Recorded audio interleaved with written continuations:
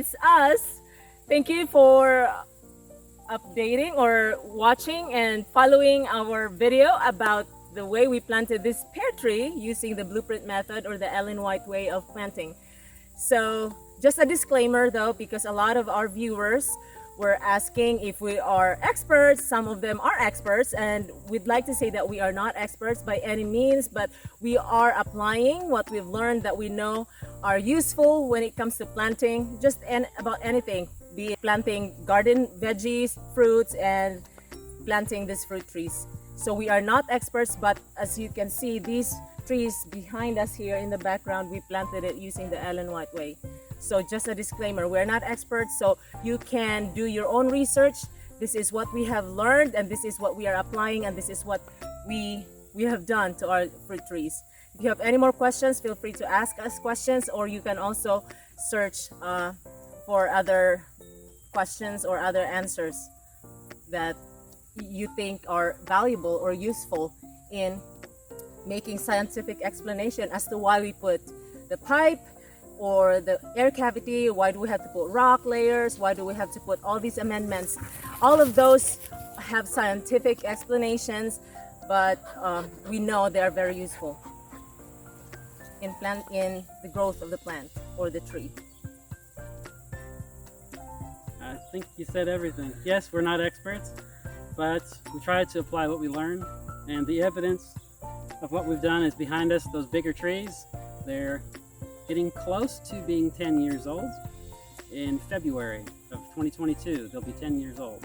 They're 9 years old right now, so next year around February they will be 10 years old. And like what I've said in the previous video, that on the third year of our apples, they already had some apples on it. It was not a lot, but on the third year it was very nice to see that it bore some apples. And on the fifth year we were able to see the significant growth of the tree. So we will see from this one, and we will keep you posted. So here is an update of the pear tree since we planted it on May 23rd, 2021. It's a little over 4 months now. Unfortunately, I forgot to take a clear photo of the size and length of the pear tree when we first planted it. Here is a photo of us standing by the newly planted pear tree back in May 2021. As you can see, the tree was more green and a lot shorter. There were only a few side shoots or water shoots, and the trunk was smaller. This is now October, the first part of October, and we checked again the newly planted pear, and we took a few measurements of its size and its length. And as you can see here, us standing again by the 4-month-old pear tree, it is much taller now. Although the leaves have changed and the colors have changed, some leaves have fallen off the tree because it's now autumn season here in Tennessee. The pear tree is taller. The side shoots are much taller as well. You will also notice the size difference of the trunk. The distance between the tin can and the trunk is noticeable. It's only been a little over 4 months since we planted this pear tree into the ground, so we really won't be able to see much of a difference other than the obvious shoot growth. We will surely see a big difference after its first year, and we will keep you posted on that. Okay, today as an update, we're going to measure the size of, or the diameter of the branch of this pear tree since we planted it 4 months ago. The trunk of the pear tree. What is it? This is a caliper. This is used, what I have, for measuring the size of drill bits, but this will work just fine for measuring the size of this tree. Okay. It has in 1-inch increments and millimeters. We should have done it. Yeah, we forgot to measure it the day we planted this the first time, but I can definitely say that the tree trunk has grown. As you can see, the distance between the tin can and the trunk itself. All right. There won't be probably much of a difference, but we are going to keep track just so we can update you of the growth and the development of this tree. So this tree is 31 millimeters, or it's just about 1 inch and a fourth, or 1.25 inches. So it's almost, but it's 31 millimeters. Okay. That's the outside. I didn't measure further down because that's where the graft is. So we'll measure the same spot the next time right on the top of the can, so we'll know we're measuring in the same spot. Okay. Yeah, but I can definitely tell that it has grown by a little bit in 4 months' time, because if you measure the distance between the tree and the tin can, It looks like it might be about 1/4 of an inch. the growth Mm-hmm. since 4 months. Maybe. Okay. Today I'm going to update you as requested by my viewers. We're going to update you about the growth of the pear tree that we planted using the Ellen White way. We planted it about 4 years. 4 months. 4 months and a few days. We planted about 4 months and a few days. We planted it around last week of May. And this is what it looks like. It's obviously a lot taller, and you can see there's an extra shoot. And so if you measure this in 4 months' time, you know that that's the growth of that plant, of that tree. Okay?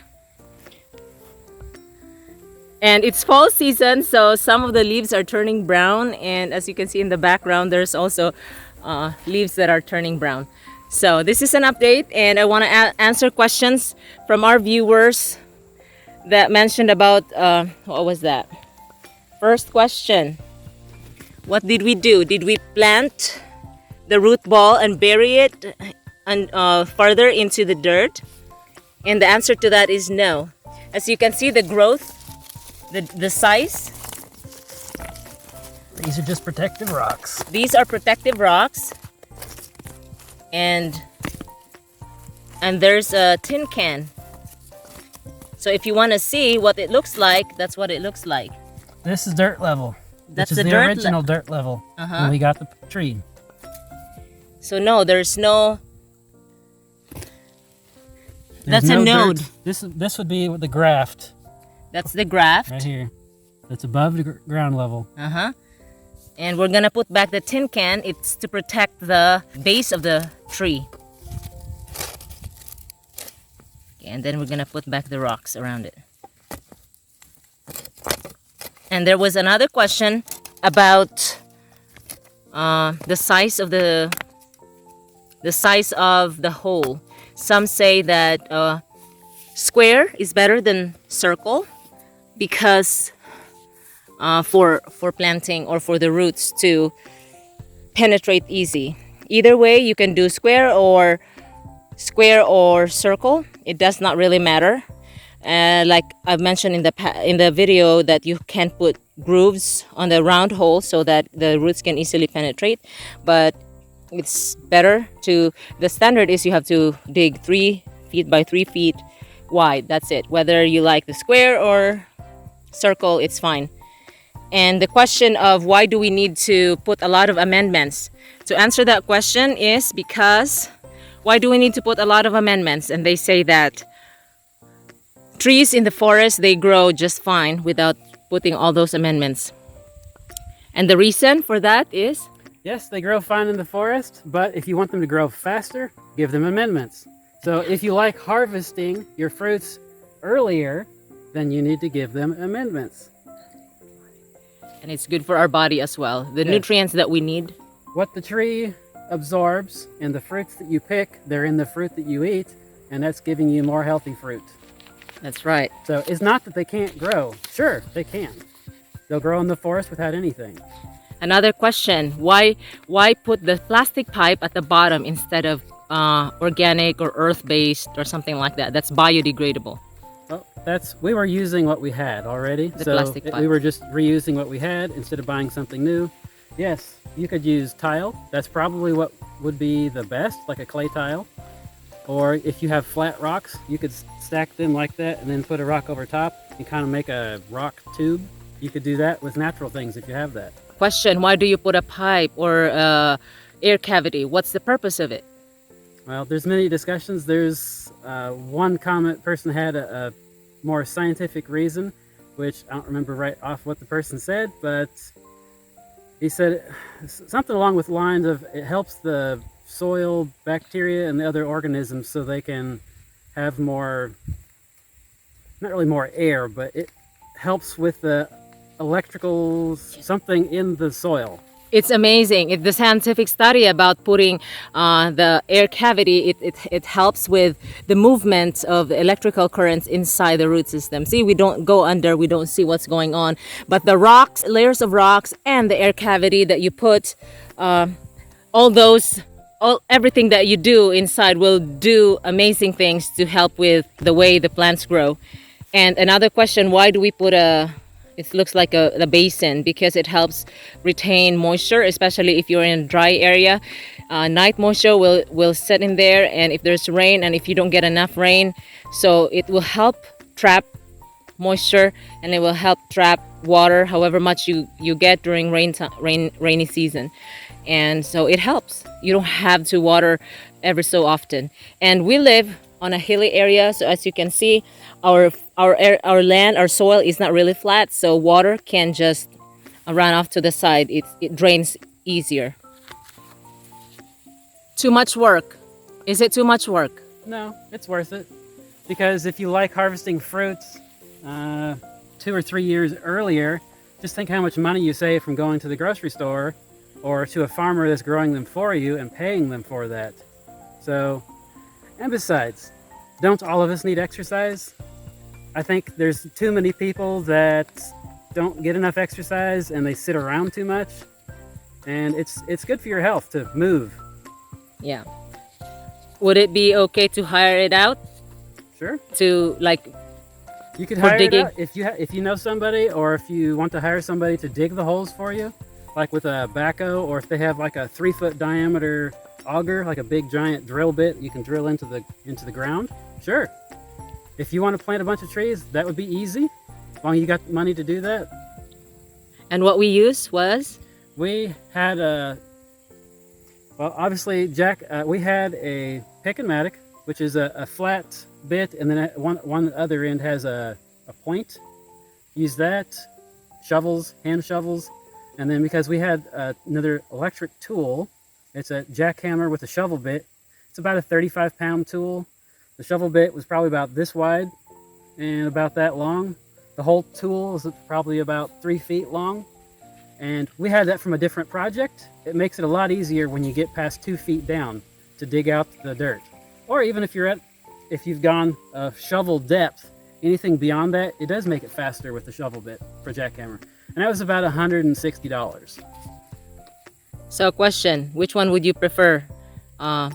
Round hole or square hole? Round. If I'm digging it myself, the least dirt that I can dig, the better. If it's square, obviously if you hired somebody with a backhoe, it's probably going to be more of a square or rectangular hole. So it doesn't particularly matter. But if you're manually doing it, I don't recommend to do a square hole. A concern of root penetration. So basically, one of the commenter says that so it will just go around and around and around, just like a big pot is root bound. That's their concern. So you make a big pot so the roots are going to go in circle. Well, that's not going to happen. And the reason why is because the tree is planted completely in dirt.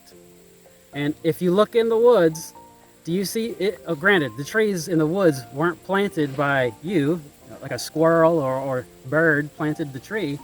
Those roots, they grow out. They always grow out towards, if you look at these bigger trees, you see their root systems, they go out. Now, I haven't dug underneath the ground to see what they did, but I know for a fact when I've dug trenches along these trees, there's always roots going out from the tree. These trees will do the same thing. Even though this is clay soil, you can see it's reddish, but roots will penetrate. Roots are stronger than you think. I mean, they're capable of lifting up cement sidewalks. That's right. When they grow. That's So, a good point. Growing through some clay here is not a problem. It's not an issue. Now, if you had a cement round hole or a square hole, yeah, the roots will circle around, but nobody's planting a tree in a cement hole. That's foolishness if you're going to do that. Unless you are trying to literally plant a tree in a pot. That's right. So in comparison, I want you to stand over there and see what it looks like 4 months ago when we planted it. So this is the height. It's above. Can you see? Okay. So basically, there's the shoot. There's a branch that shoots out. The This one here. So that's how much it grew in 4 months time. This is a water shoot. Since this is a pear, like they love growing vertical. We're probably going to cut this one off And why? because it's growing straight. It's near the trunk, the main trunk of the tree. We don't want it to do that. So we'll and as the tree gets bigger, like these other trees behind here, you don't want the branches so low to the ground. It's much better for it to be up a little higher. So this one's going to get cut. Yes, it grew it, but that's what pears do. You have to cut these water shoots off To make It's first year growth, to encourage it to grow the rest of the tree, not this branch that we don't want. and to encourage the plant, to encourage the tree to develop more roots instead of branches. First, in the first 2 years, we encourage the tree to establish the roots instead of lots and lots of branches and leaves. Yeah, but it certainly may. At year 3, 4, there will be more branches, bigger branches, and hopefully you're getting fruits. Another question: the right time, the right season to plant trees. Any time of the year. But if you're in 4-season countries, In 4-season country, a lot of times people like to plant them in the fall so that they say the roots can establish more in the wintertime.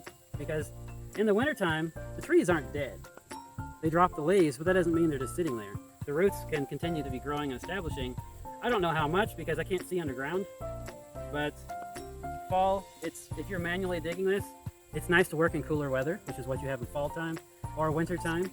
or spring, you can also do that in springtime. Yeah, but ideally fall, winter in a 4-season climate. If you're not in a 4-season climate, plant it whenever. Just make Probably not planting it if you're in a 2-season where it's either rainy or not rainy. Probably better to plant it in a not rainy time so the avoid roots root rot. don't get root rot. Mhm. Because trees sitting in a hole, the roots could get rotten from too much water if it sits there like that. For more information and resources about planting trees by the blueprint, you can read the book Selected Messages by Ellen G. White, Volume 3, page 323 in paragraphs 1, 2, and 3. Also, you can read her letter 350 of year 1907. Are You What You Eat is another book written by H.E. Kirshner, M.D., and Herbert Clarence White, A.B. He was an organic expert and a grandson of Ellen White. You can also watch the DVD Planting by the Blueprint. I hope these resources help you as you try out an effective method in planting fruit trees. This tree planting method requires more effort for sure, but it's worth it. Happy planting!